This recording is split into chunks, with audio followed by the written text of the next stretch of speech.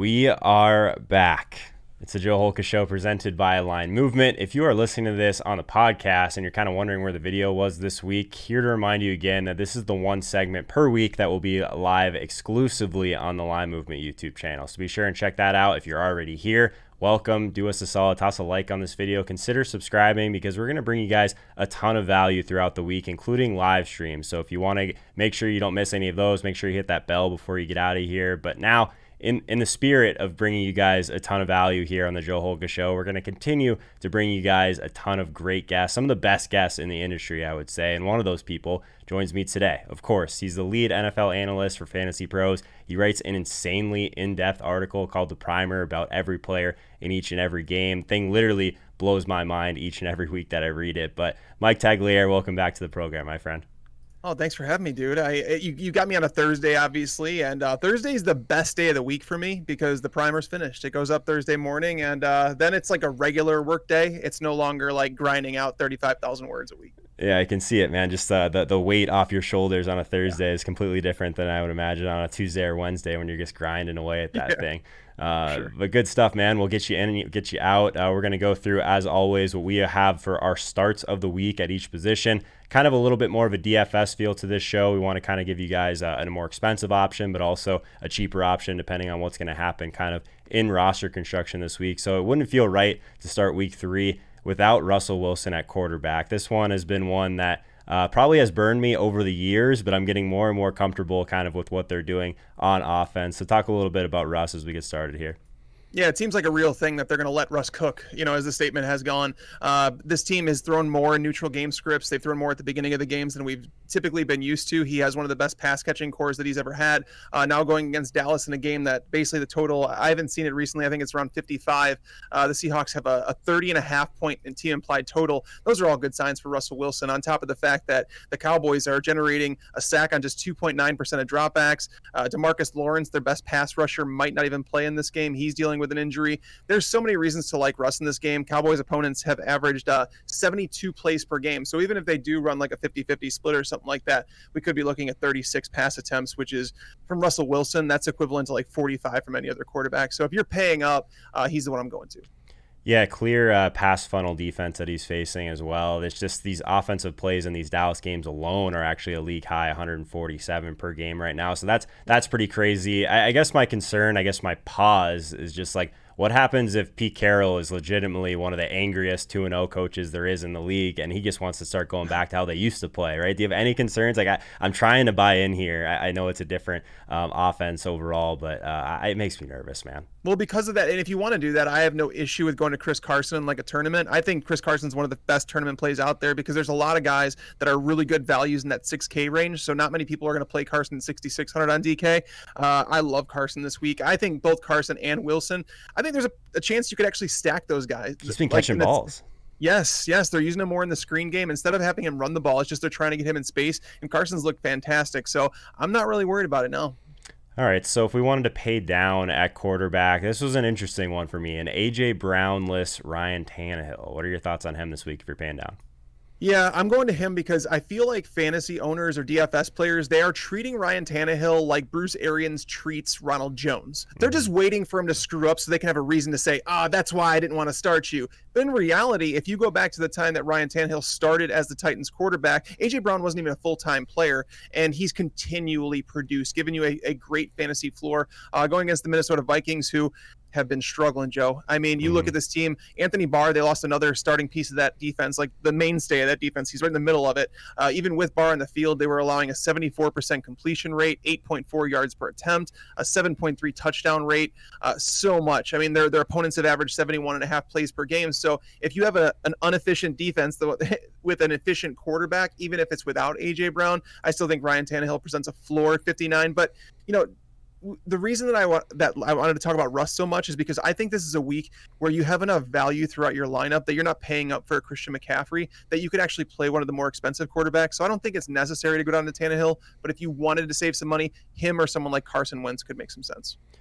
Yeah, I talked about Wentz a little bit. It's interesting because I think that Wentz is probably going to be much more popular than Tannehill, so I might have to take a second look at that before Sunday rolls around. Don't mind it. Like you said, I'm going to have a lot of extra salary this week because there's no Christian McCaffrey, so I'm just going to be able to play whoever I want at quarterback. I will say that at running back, I'm trying to kind of avoid these really cheap guys that are coming in. I don't know. You know my style. I might live in this mid-range, though, with a couple guys that were on your sheet, so that made me really happy. Let's talk a little bit about Kenyon Drake. I have these weird biases with the Cardinals here and there, so I don't know. The slow start from Drake, people want to bury him. It sounds like you're not. No, absolutely not. Drake, I mean, he had two tough matchups to come out the gate. We kind of knew that they were coming, but he has outtouched Chase Edmonds 40-15. That's a 73% like share of the touches. That's fantastic. That's like areas that most running backs don't get to. Now against this Lions defense, Matt Patricia, when they traded for Damon Snacks Harrison in 2018, it was one of the best moves they could make because they were getting pounced against the run like nonstop. And then all of a sudden they became a much better run defense. They let him go this offseason, and all of a sudden they're allowing 6.92 yards per carry through 2 games. I mean, they played the Bears in one of those games. Like the game. So it's like you look at this, you see the team implied when you're playing a running back, you're looking for them to be a home favorite. He's a big home favorite. Their team implied total again is like 30 points for that team, one of the highest totals on the board. So Kenyon Drake, a 3-down back against this defense. I mean, there's multiple touchdown upside here. He's a 3-down back. He's going to catch some passes. Like there's not much I'm worried about with Kenyon Drake this week. Yeah, you must have known you were coming on my show. We got another Cardinal to talk about at some point in a little bit. But before we get away from running back, we have to talk about Miles Sanders. It was nice to see him kind of stay on the field after that first fumble last week. Still had 23 touches in that game. So what are your thoughts on Sanders? He just seems too cheap to me overall. He was one of the guys that stood out right away. For sure. Him and Drake are the two that I'm playing in cash no matter what. The third option is up in the air depending on the salary and how my wide receivers work out. But Sanders, 77% of the snaps. For Doug Peterson, that's absolutely massive. Against these Bengals, I mean, we watched Nick Chubb and Kareem Hunt just continually just run all over this defense last week on Thursday Night Football. They have had 10 days to rest, but they have all new linebackers there. They're missing one of their starting safeties. So it's a group that's trying to come together. Unfortunately, they just don't have the talent to stop players. And now that you have Jalen Reagor out for 6 to 8 weeks, it's like eliminates another wide receiver. So they're going to be running that 12 personnel an awful lot. So when they do run the ball, it's essentially like they're going to have 7 offensive linemen there, 2 tight ends. And he's going to be involved in the passing game too, as he's been. So at 6,400 for another 3-down back and a great matchup, it's Drake and Sanders should be in your cash game lineups hands down. Yeah, people forget that Sanders kind of saw his volume stabilize a little bit towards the end of that last year, and if you include playoffs. So I love this game overall, Philly and Cincy. I think there's going to be a ton of plays on both sides. So with you on that, I think if we were to move to wide receiver, if you're looking for like a buy low type of scenario, I don't know if there's a better one than Allen Robinson after what kind of James Bradbury was able to do against him last week. So it sounds like you're with me on that one also. Yeah, I mean, Allen Robinson, you're getting a stud wide receiver at a crazy discount. 6,200, they dropped him down. If you look at this, I mean, the Falcons duo, the cornerbacks, Isaiah Oliver and rookie AJ Terrell, these guys have combined to already allow 4 wide receivers to top 16 PPR points, and none of those wide receivers even got to double-digit targets. So it's not. It's just straight up efficiency. Robinson has seen at least 7 targets in 16 of his last 18 games. The secondary has just been brutal. So Mitch Trubisky, it's always a ride going for him. But Allen Robinson last year, even though Trubisky struggled throughout the entire year, we saw Robinson post top 12 numbers. So he's going to bounce back. It's just a matter of when. And getting him at 6,200 allows you. There's just too much reward for the risk that you're taking. And Anthony Miller was the only player that I was worried that could potentially cap Allen Robinson's ceiling this year. And he ran just 22 routes last week. He's not a full-time player. So Matt Nagy is essentially making sure that Allen Robinson will bounce back. Love it. So in terms of the Pittsburgh Steelers, I wasn't exactly sure how long it would take, but I mean, I don't know if it's really that crazy to say that Deontay Johnson has been their best wide receiver. Maybe he's their number one or eventually their number one. So it sounds like you're on him this week, a 35% air yard share through the first 2 games. So what do you think about Deontay Johnson in week 3? He's got the air yards. He's got the target share. Like, he's got a 31.5% target share now. And just how ridiculous is that? Like, if you're listening in, you might be like, is that a lot?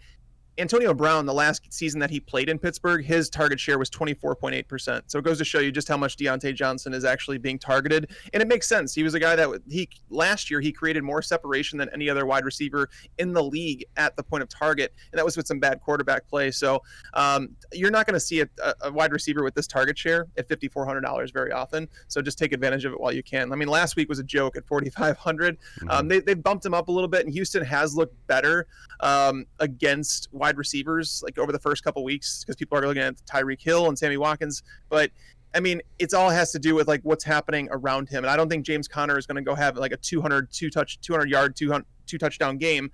There's going to be production to be had in the passing game. So Deontay is at 5,400. I mean, all you're looking for, it's almost like 3x now with how much scoring there is in the NFL. So it's like you need 15 PPR points from a guy that is getting, a 31% target share, which is that's just too easy. It's just too cheap, man. That's what it comes down to. It's just too cheap. I think in terms of large target shares, we should probably talk about DeAndre Hopkins. So I told you we would talk about some more Cardinals here. So what are your thoughts on him? I wasn't sure if his price was kind of getting out of reach, but like you said, like we have tons of salary this week to work with. So it sounds like you're on Hopkins again. I am. So the Lions secondary is like obviously you can run the ball against them, and that's why a lot of people are going to be going to Kyler Murray again in cash lineups. My advice would be to pay up for Dak or Russell Wilson, because I think Drake can really cap that ceiling. But the Lions, it's another team where it's like you talk about Murray, and if Murray is going to go off, obviously DeAndre Hopkins is going to be involved there. But Detroit, a lot of teams have chosen to attack them on the ground for a reason. It's just a safer route to go.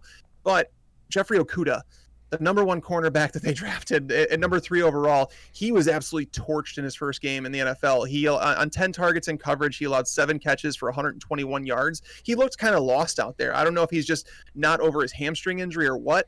He does not always play on the side that DeAndre Hopkins, though. It's like he's staying at left cornerback.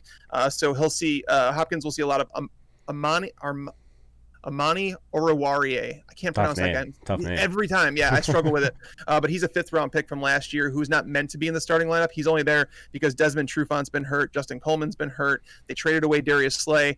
I mean, attack this defense any way you want. I love Kenyon Drake a little bit more, but if you're going to pay up for a wide receiver, Hopkins makes sense. I like that quite a bit. Another thing that I was really happy to see last week was Terry McLaurin got back on track. Some people, again, like jumping off too early, the targets were there. Like he still has 34.3% of the air yards for the Washington football team. I think that might be the first time I've ever said that correctly, the Washington football team. So Terry McLaurin this week, his price is still reasonable to me relative to his role. Like not a great team, not a great quarterback, but the volume should be there. Yeah, it's going back to the idea of the target share and getting a wide receiver that's the clear-cut number 1 option. It's like, we talk about Adam Thielen, a low-volume offense. Maybe Kirk Cousins isn't always great, but at the same time, you're getting a number 1 wide receiver for under $6K. I don't think you could really complain. There are some concerns, obviously, with Dwayne Haskins not playing very well because, well, he's just not very good. But the Browns, they don't really shadow with Denzel Ward, so they can they can mix and match their matchups. Wherever they want to get McLaurin lined up against, they can do that. So it's just more of a value play than anything at 5,900 because given his target share, he probably should be somewhere in the range of 6,500 to 6,800. But yeah, taking the discount of 59 kind of makes some sense. So if we are going to play Dak this week, which wide receiver are we going after? Like I'm intrigued by Gallup because everyone just wants to say that he's just not going to get there. And obviously we've seen what the rookie's been able to do, but it sounds like neither of those guys are your first option still in Dallas. Amari at 65. I think he's almost as much as a value, if not more than Allen Robinson. Those guys are going to be in my cash game lineup. So when the Cowboys drafted Michael Gallup or CeeDee Lamb, I basically immediately, it was like, oh no, Michael Gallup. And then everybody tried talking me off the ledge and telling me, oh, there's enough production for all these guys and this and that and this and that. And the knee-jerk reaction turned out to be correct, that we were a little bit worried about Michael Gallup. Now, it is really only 2 weeks, so we can't pretend that, we shouldn't overreact to that. CeeDee Lamb is almost benefiting from the fact that Gallup and Cooper are there. Over the middle, typically a nickel cornerback, those guys only come on the field 3 wide receiver sets. They're not top-tier cornerbacks. So CeeDee Lamb should be winning those matchups. But the positive for Amari Cooper, he's the number 1. Like, he is still the top dog. Even with Jalen Ramsey shadowing him for much of week 1, they went to him over and over and over again. And now going up against the Seattle secondary that, if you go back to week 1, Calvin Ridley, his fellow Alabama wide receiver, Calvin Ridley learned from Amari Cooper. Like, those two are route running savants. Like, those guys, like, are top tier route runners. Calvin Ridley burned that team for, I think, 9 catches for 130 yards and 2 touchdowns. Amari is going to beat those guys up and down the field. The question is, can Gallup and CeeDee Lamb also produce his top 30 wide receivers? Because if you look at it, Seattle has already allowed 6 wide receivers to finish as wide receiver 31 or better through 2 games. Like, it's kind of stupid. That game, even though the over-under is like 54.5 or something like that, I'd probably be tempted to take the over. Yeah, I want Amari at 6,500.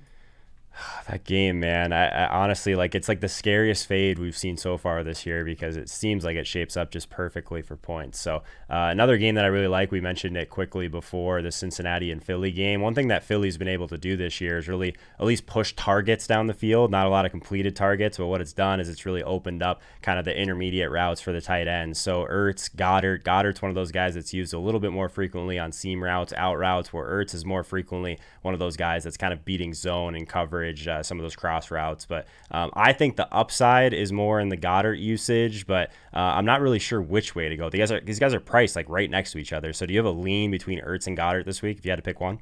I like them both. Yep. I wrote up this game and I thought people would think I was nuts, and I wanted to see if I was nuts. So I actually put up a poll on Twitter, and it got like over 10,000 votes. So it was a big sample size, and it was 50-50. It legitimately ended 50-50. So everyone seems to be torn with this. I'm expecting Ertz to bounce back at some point.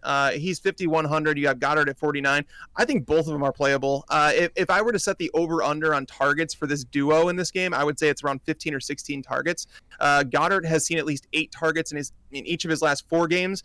And even going back to last year, it's like his last 9 games, he's seen at least 6 targets. So he presents a floor in knowing that Jalen Reagor's out, knowing that Deshaun Jackson, he's not a 12-target guy. Alshon Jeffrey returned to practice, but he's not going to play. So again, a lot of 12 personnel on the field. So I'm trusting both of them. If you need to save $200, going down to Goddard is fine. But if you have the $200 to spend, I'd probably play Ertz. All right, last one, and I'll get you out of here, Mike. If you weren't going to be paying up for Ertz and Goddard at tight end, who's someone a little bit cheaper that you like? I'm narrowing it down to a couple guys here. So Logan Thomas obviously be getting the target share that you want. Another 2 guys though that I want to mention, Drew Sample. Once he came in last week, Joe Burrow absolutely loved him. CJ Uzomah out for the year. So if you need to save a couple $100, he's a little bit cheaper than Logan Thomas. But there is a tight end that's $100 more than Logan Thomas that I'm paying attention to the injury reports. Mo Alley-Cox, Jack Doyle missed practice yesterday, and if he misses practice again, I'm going to rule him out. And if he's out, Mo Alley-Cox is the one I would actually pay $100 more than Logan Thomas. You don't have to worry so much about the quarterback play as you do with Logan Thomas or even the talent, because Mo Alley-Cox is that consistent guy, that big target over the middle of the field that Phillip Rivers has always had, no matter what, whether it be a slot receiver or his tight end. Losing Paris Campbell for the year, that means Zach Pascal's going to go in there. He's just a guy. He's not meant to play in the slot as much as he's going to be. Mo Alley-Cox last week in a tough matchup against Minnesota, posted over 100 yards. So Mo Alley-Cox, if Jack Doyle's out, he's going to be my cheap option. When in doubt, just play the tight end that's just bigger than everyone else, right? So I like that one quite a bit. Mike Tagliere, everyone, obviously, you know him from Fantasy Pros. He's at Mike Tagliere NFL on Twitter. Mike, good luck in week 3, man. Appreciate it as always. Thanks, buddy. It was fun.